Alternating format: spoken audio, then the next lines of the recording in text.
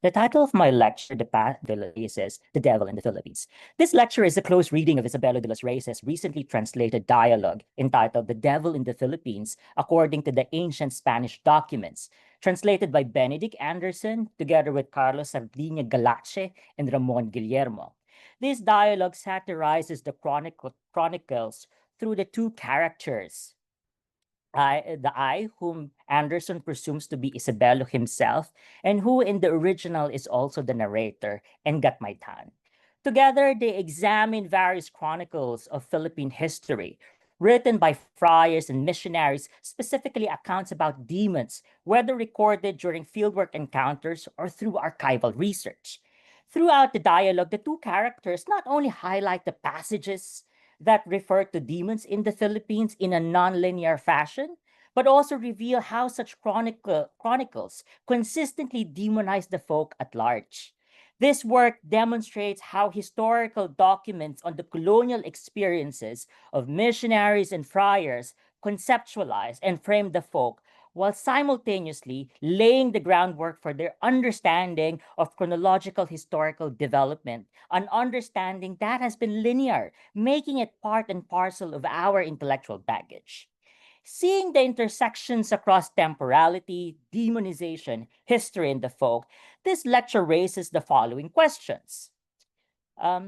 First, how can a close reading of the exchange between the two characters allow us to deconstruct its inherent temporal and spatial orders so that such histories are not reinstated but challenged? Moreover, as the chroniclers perpetually compared the folk to demons, why does colonial demonization seem everlasting to the point that the folk could not escape it? And the only way many of us, even today, seem able to register critique is by reproducing the very gesture of demonization.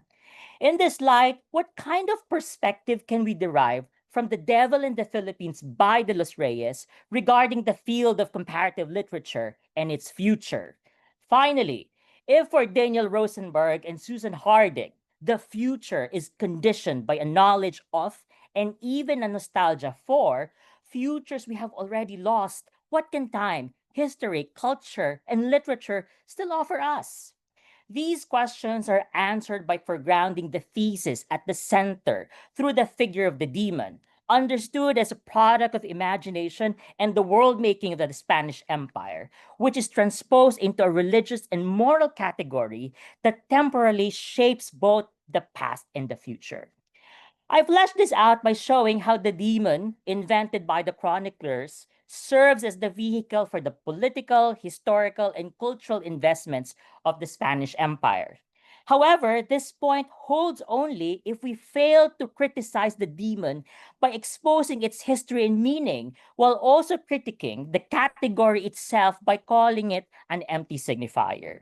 By doing so, the next point reveals what demonization conceals, such as the nascent folk pluriversality, which challenges the chronicler's world making and subsequently reinforces the pluriversality by galvanizing the historical connections between Mexico and the Philippines through the comparative literature of the folk.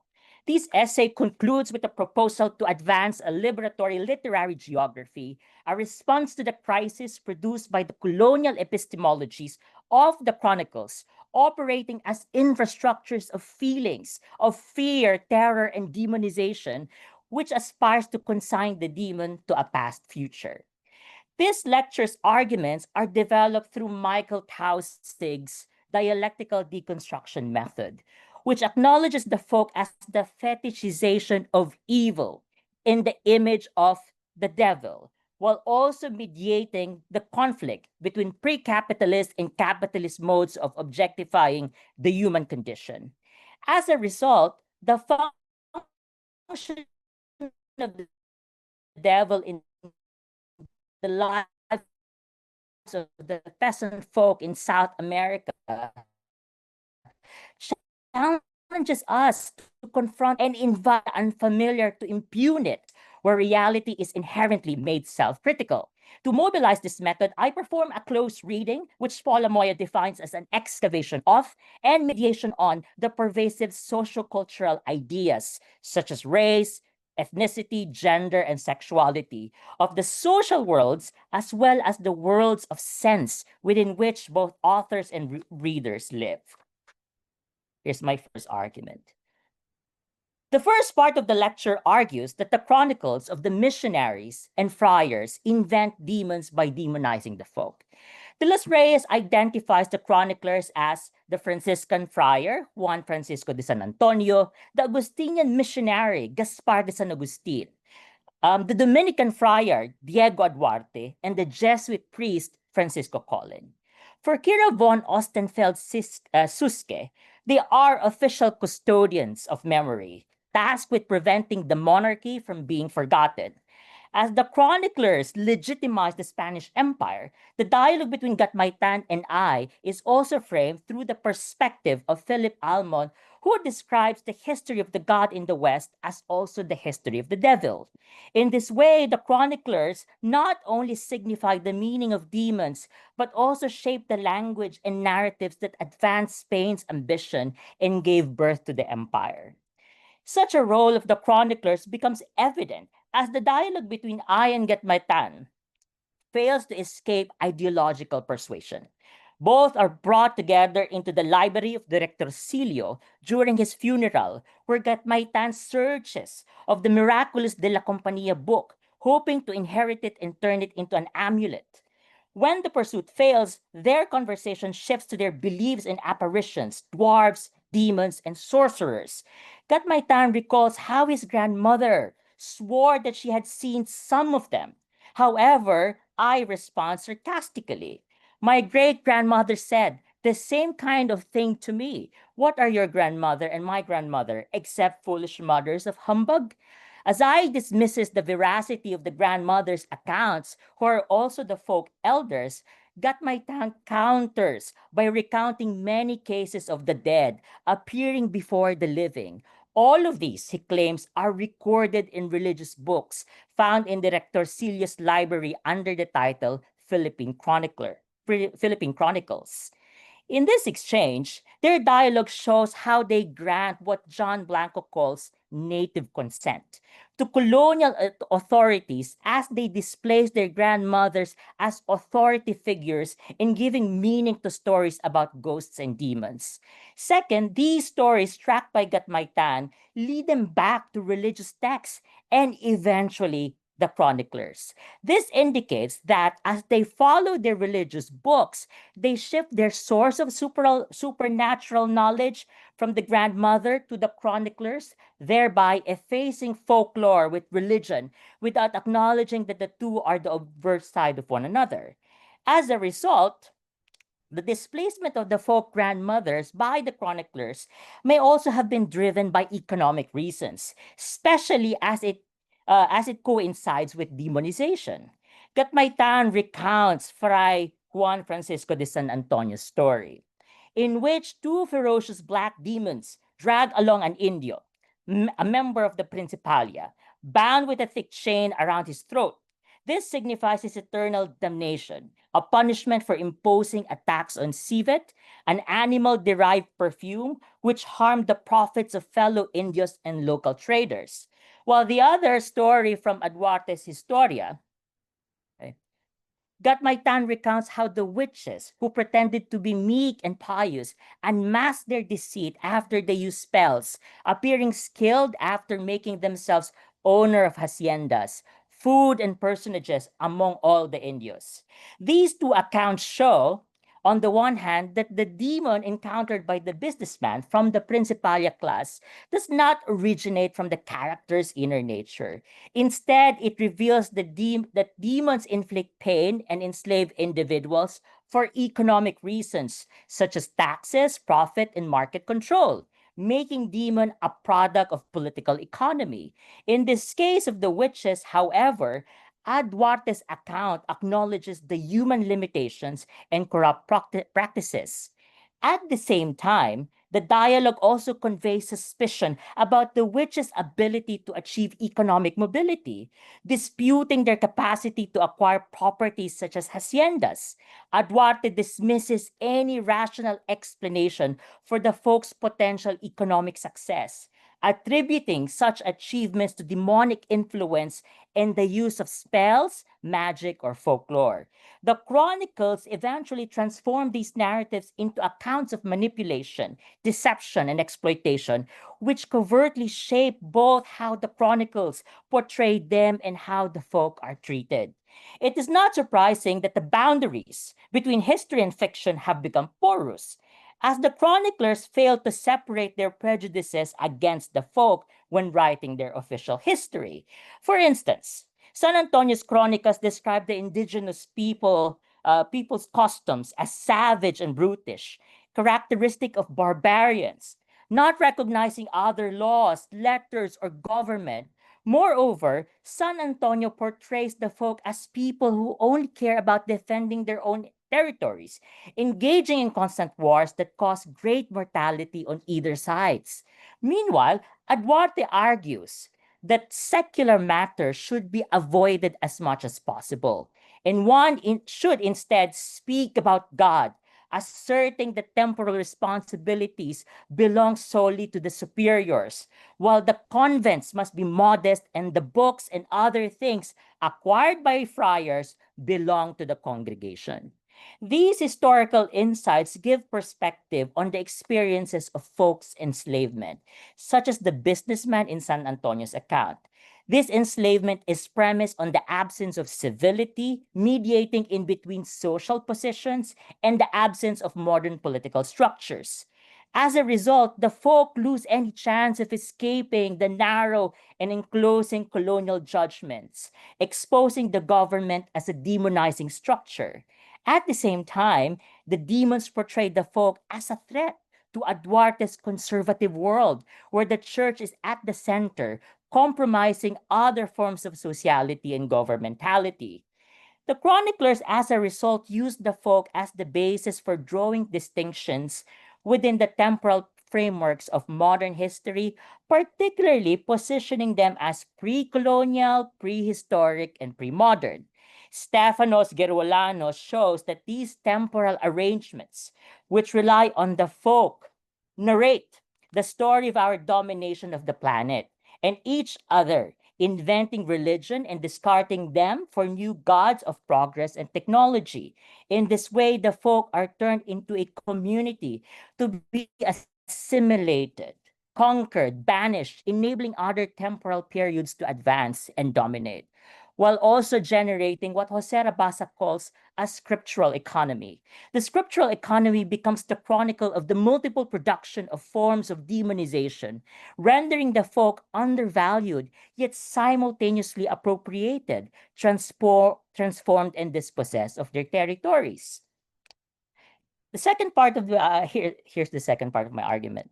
Here's the second argument. This part of the lecture presents the demon as an empty signifier.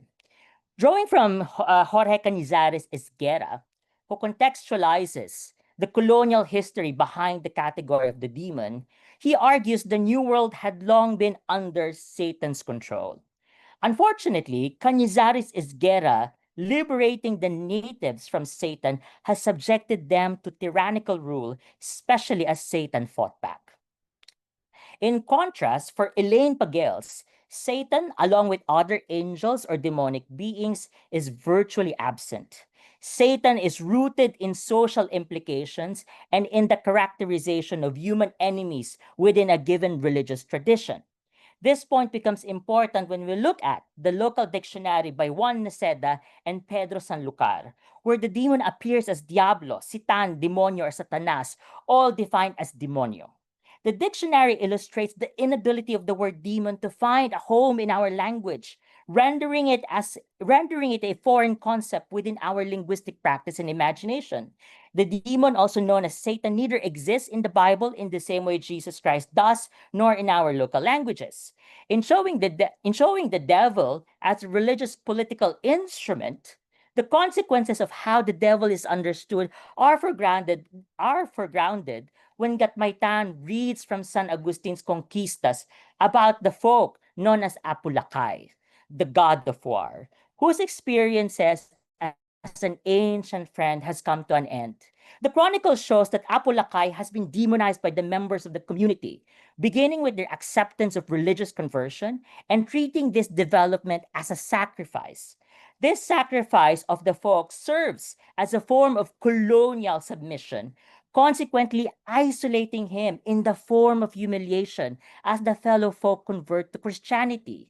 This demonstrates that demonization functions as a religious propaganda, playing a crucial role in shaping the signification of the community's imagination, which people use to anchor their beliefs and expressions of a community. As a result, for Cañizares Esguerra, they become a moving target, constantly shifting according to the parties involved in the circumstances, making the demon fail to capture the ontology of the folk and emptying the world to which they're supposed to belong. In this manner, this lecture argues that the demon hunting the folk is an empty signifier, a concept drawn from Rodolphe Gasquet, who expands Ernesto Laclau's thinking by arguing that the withdrawal of God gives birth to the secular vision of enlightenment, to which we remain indebted. Yet, as seen in the dialogue between I and Gatmaitan, the withdrawal of God is replaced by the demon. Through its presence, the demons further dispossess the folk, signifying them as lacking. For Gasquet, this makes the empty signifier a testimony to the constitutive gap that underlies all identity and any communitarian order, just like the folk. In this manner, it becomes clear why, apart from Apulacay, another folk figure, such as the Anitera, a female shaman, endures the same fate. Gatmaitan recounts how she became a very good Christian, yet was assaulted by the demon, who even demanded that she surrender her gold. In Gatmaitan's account, after falling asleep, she awakens as if nothing happened. This narrative highlights the process of religious conversion, causing both psychic and physical harm, especially after severing ties with her indigenous past. Yet her unconscious embodies her cure. In this way, the Anitera's condition illustrates how psychic harm can be managed through the mind without recourse to material remedies. Though the risk her losing agency, though this risks her losing this though this risks her losing agency since the problem continues to dwell in her unconscious. The challenges to the Anitera's agency are part of the broader problem of recognizing the language of women's rights, which can be rooted in the history of witch hunts in Europe. Silvia Federici describes this as a major political initiative in which the church provided the metaphysical and ideological scaffold, instigating the persecution of witches just as it had previously instigated the persecution of heretics. This persecution generated a mass psychosis among the population, further demonstrating how the demon as a signifier has played a major role. Federici enables us to expose demonization as a deceptive language game, revealing its nature as an empty signifier brought by Spain to folk communities, one that has even penetrated individual consciousness, targeting the psychic condition of women. The psychological difficulties experienced by the Anitera and other women can be understood as effects of the global political psyche generated by Spanish colonialism, which resonates with what Nefertiti Diar describes the dream work modernity. The dreams and nightmares of the Aniteras, indigenous gods, witches, and others are embedded in the material practices of economic production and state power, and may be constitutive of an imperialist political economy. This helps explain why the empty signifier produces an effect on the folk, causing them to vacate the world, a universe, and even a locality. The demon, as a result, becomes hollow, rendering signs meaningless and leaving the demonized folk empty, abandoned, and dispossessed. This part of the paper focuses on what I call pluriversality of the folk. It stems from the premise that as the folk are dispossessed, they also supplement the lack produced by demonization. This argument can be seen in the dialogue where right, mentions the story of the cult of demons, a sect in Malanor Alumbrados, led by a babaylan named Tapar who walk in women's clothes. This cult practiced witchcraft, spread perverse doctrines of deceit among his fellow peasants, and copied the characters of the church.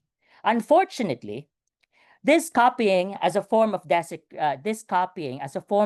desecration, as I observes, assumed the figure of the eternal Father, while others took on other divine persons, such as the Virgin Mary, in the guise of a lewd India. Meanwhile, the Lungao Ilocano god, apart from intervening in the northern Ilocos politics in 1811, I shares this god's claim. She is the mother of God. All of these accounts reflect the polytheistic belief system of the folk, challenging the sacredness of the monotheistic God of Christianity, which also influences perspectives on gender, class, race, and ethnicity. As the folk, right, challenged the ideal structure of the Christian belief system, eventually, I describes the demonization as an infamous charade performed in the remotest parts of the mountains, where sacrifices are offered to the demon and his responses are heard. These demons, however, resist monotheism by embodying a trans character. In this charade, they take pleasure in performing multiple characters or identity by having what Isola Tong calls a ancestral gathering. This idea continues the legacy of Babaylan fugitivity, placing them in positions of authority despite being culturally erased, particularly indigenous female or female presenting sex assigned males at birth, who perform sacred duties as accepted women. At the same time, they mobilized the masses from the Spanish-controlled lowlands to the mountains, transforming the mountains into a mother whose womb makes possible an architecture of subversive gathering. With this insight, the demonized folk appear not as a singularity, but as multiple, which unfolds what Arturo Escobar describes as pluriversality. For Escobar, pluriversality represents the differences that all marginalized and subaltern groups have to live with day in and day out, challenging any attempt to produce a singular narrative because only privileged groups can afford to overlook it as they act as if the entire world were or should be as they see it. In this manner, the pluriversal emerges as an outcome of what Ostenfeld Suske historically recognizes as the consequences of the production of chronicles. A period of unprecedented profusion of unofficial or private histories inimical to the crown's interest, challenging the tunnel vision of the chroniclers, especially when the nobility reasserted their legitimacy in territorial claims and titles.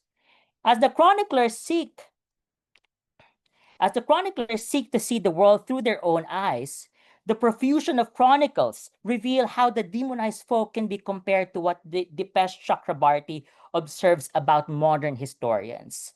We are always in proximity to expressions of the supernatural, even when we don't personally believe in them. This highlights our inherent inequalities and it creates conditions of possibility for a new historical account to emerge. However, these inequalities also enabled the chroniclers to persist in demonizing the folk, even as the ancestral folk gradually unfolded an ascent pluriversality. Through such juxtapositions, the transcestral folk, in contrast to the demonized folk, illustrate a heterogeneous order in which the saints and apostles reveal their lewdness, comedic capacities, and grounding in their communities. The transcestral gathering of the folk reveals a pluriversality which also serves to borrow from Arjun Appadurai, as a design for the future. In this manner, the demonized folk can offer an alternative history of the religious figures who do not stand on a pedestal. Instead, similar to Escobar, they embody an ethical and political practice of alterity, encompassing a deep concern for social justice, the radical equality of all beings and non-hierarchy. At the heart of the folk pluriversality, this part of the lecture highlights the role of comparison. To illustrate this point, let us look at the first scene where Gatmaitan reads San Agustin and shares the story of a soldier diabolically transported to Mexico. With this story of mobility, some women wanted to have the same capacities. I, however, learns about this soldier on a night watch duty in the walled city of Manila. He was eventually killed, only to be found walking in Plaza de Mexico, asking the names of people as they passed through the wall. This story is contextualized during the time of the Inquisition in Mexico, which I believe to be a significant concern of the era. Yet it remained unresolved by the institution, spreading fear from Europe to Americas. Unfortunately, this kind of mysterious story inspired another version, this time with women as subjects. These women, besides being inclined to acquire cross-border capacities that they learned from Satan, sometimes ended up as victims of shipwrecks. They were transported to the very rich and fertile land of Mexico and described as demons for performing parodies of Christian rites and Easter celebrations, often dying in the course of their maritime journey. These two scenes in the dialogue are relevant to our discussion of the comparative literature of the folk, as these stories must be understood within the complex historical reality of the Trans-Pacific trade, also known as the Manila Galleon. This perspective is crucial because it contextualizes the mobility of the characters as they move between Manila and Mexico City. Moreover, this account goes beyond the narrative of economic exchange and intersects with the history of slave trade. Drawing on the work of Tatiana Sejas, she characterizes the Manila Galleon as a journey with high mortality that provides very real dangers of the crossing where slaves who embark in the Philippines labor in these arrangements and then board the ships as human cargo. Sejas notes that among the slaves, 1/4 of them who crossed the dangerous Pacific were women. Within the crossing or transportation and migration of slaves, criminals, and women, the route from Manila to Mexico illustrates what Xu Mei Shi calls the plantation arc. She considers the West Indies, the American South, and the East Indies in the same conjuncture, and thereby traces a related but different itinerary from that of a plantation system organized around slaves. The plantation arc provides a rationale for the mobility of the soldier and the women who became victims of shipwreck, navigating the routes followed by migration plantation workers as the labor economy transported, dispatched, and eventually abandoned them. Thus, along this route, where many suffered demonization and harsh conditions of survival, their endurance and deaths transformed the plantation arc into a site where she illustrates how our relations become movements while also paving the way for an interconnected world of inflected power relations. Through the power relations embedded in world systems, this foregrounds the comparative demonization of the folk, extending between the Philippines and Mexico. And by asserting this history, the story of the soldier and shipwrecked women demonstrates how such interconnected world is also structured by the vertical structure of the church and state, operating against the horizontal network where the folks struggle to survive. In the absence of an overarching plot across this dialogue of De Los Reyes, the story of the demonization of the folk, right, foregrounds scattered networks of comparison, which the chroniclers attempt to unify. Thus, the demonized folk, to borrow from R. Radhakrishnan, may be considered as radical others who have been persuaded or downright coerced, abandoning their difference and consent to being parsed within the regime of sovereign one, a regime understood as ruled by the sole authority of a Christian God. The story of the cross-border movement of the soldier and the shipwrecked women shows how difference expresses a comparative position. Despite these characters being forced to accept demonization within the narratives of the chroniclers, the comparison serves as a tool for understanding the complexity of and the process of demonization in world relations, specifically in the context of slavery, labor migration, and plantation economy. It also reveals the 19th century world in which the soldier, the shipwrecked women, transported slaves, and the demonized folk appear as stories in the comparative literature of the folk, reminding us that all the sovereign worlds have been built on their suffering and have denied them recognition as a comparable reference point. As we conclude, the dialogue between I and Gatmaitan has shown the chronicles as an accumulative volume of narratives demonizing the folk in the Directorcillo's library. This setting can be considered, to borrow from Ruth Wilson Gilmore, an infrastructure feeling. This infrastructure, where we see that chronicles have invented the folk as demons, played a crucial role in the empire building of Spain, while also shaping our political economic relations. Yet we also see how the demon, through history and use of language, functions as an empty signifier, stripping the demonized folk of their relations and sense of belonging within their indigenous communities. This precisely prevents the chroniclers from recognizing the presence of the folk's pluriversality, where the transcestors prevailed.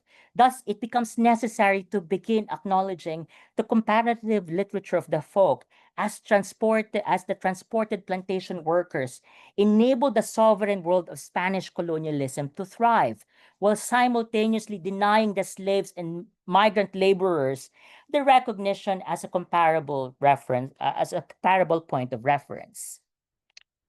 This paper ends with a proposal for a future comparative literature that aspires a liberatory literary geography. This idea emerges from the ending of the dialogue, where I read San Antonio's chronicle and recounts the story of one of the souls in purgatory. Fell through knocking on the floor planks and begging for help because of pain. As I tries to continue reading this account, Gatmaitan dashes out, trembling, yelling at the door, until he crashes right into one another, nearly striking their cranium. This moment captures the fear and terror that demonization structures within the library space, showing how fear shapes time and space, both past and future. This library, as a result, harbors and reproduces demonization, which occurs, drawing from Gilmore, as a consequence,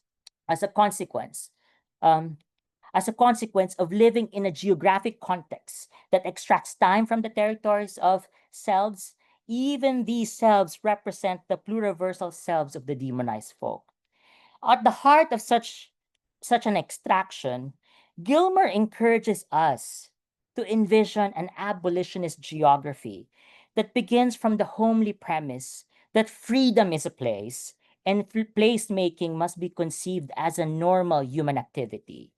It is a space where the folk combine people and land resources in ways that allows us to view placemaking as a practice of freedom, a means to consider a radical consciousness in action, and to advance liberated lifeways.